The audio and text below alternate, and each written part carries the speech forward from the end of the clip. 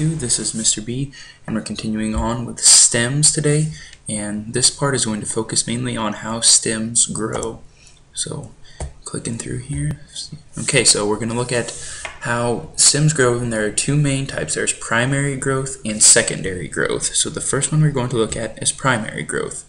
And in the primary growth of stems, it's all seed plants undergo primary growth, which is an increase in length. So if you miss that, see we have a little tiny sapling there, and then primary growth occurs where it just grows in length, and that's just after from year to year, and again just growing more in length, as you can see. So for the entire life of the plant, new cells are produced at the tips of the roots and shoots. So this would be a shoot of the plant. So this is where our new cells are going to produce. Remember, we said the apical meristem would be at the apex, so at the top. So that is how primary growth occurs. It's just literally the plant's growing taller. And then the primary growth of stems is produced by cell divisions in the apical meristem, which we already know, and this takes place in all of the seed plants. So we can see at the very tip here, the apical meristem, so that's where the new growth is occurring. And secondary growth of stems, so going back just real quick, primary growth is just simply an increase in length by the plants at the apical meristem. So now secondary growth, this method of growth in which stems increase in width. So this is where plants are going to grow wider. And in conifers and dicots, secondary growth takes place in the vascular cambium and the cork cambium. So there's two more vocabulary words that we're going to have to look at, and we will define those right now. So vascular cambium produces vascular tissues and increases the thickness of stems over time. So vascular cambium, vascular tissue, so that's our xylem and our phloem that it's going to produce. And the cork cambium produces the outer covering of stems. So we had that talked about how stems have a waxy coating around the outside. That's going to be produced by the cork cambium. And the addition of new tissue in these cambium layers increases the thickness of the stems.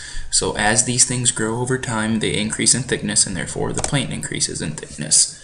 So the first one we're going to look at is the vascular cambium. So remember, this is going to be our xylem and our phloem.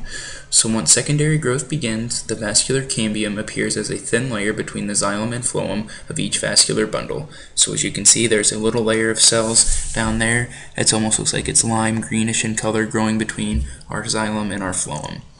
And the vascular cambium divides to produce xylem cells toward the center of the stem and phloem cells toward the outside.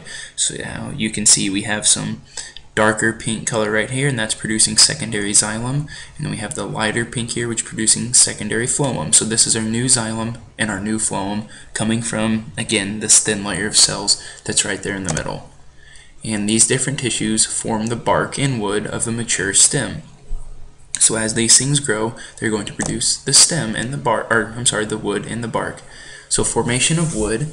Wood is actually layers of xylem. These cells build up year after year. So that's why we have rings in a tree. That's how we can tell how old the tree is, because we just look at how much xylem has been built up over from year to year. And then as woody stems grow thicker, older xylem cells near the center of the stem no longer conduct water. So that center there, it looks like it's labeled heartwood. That is just old xylem that has become hardened and can no longer conduct water. And this is called the heartwood. So this supports the tree. So the xylem, even though it doesn't function as xylem anymore, it hardens up and it becomes what's known as heartwood, and it still serves the function of holding up our trees. And then heartwood is surrounded by what is known as sapwood, and this is what is the active in the water and mineral transport. So heartwood, going back, the center for support, sapwood, the outer for water and mineral transport. And then the formation of bark. On most trees, bark includes all of the tissues outside of the vascular cambium, so therefore bark is made up of phloem, the cork cambium, and cork. And that is it, it looks like. So that is it for section 3 on stems. And trying to close it out if it's still recording. Yep, there it is.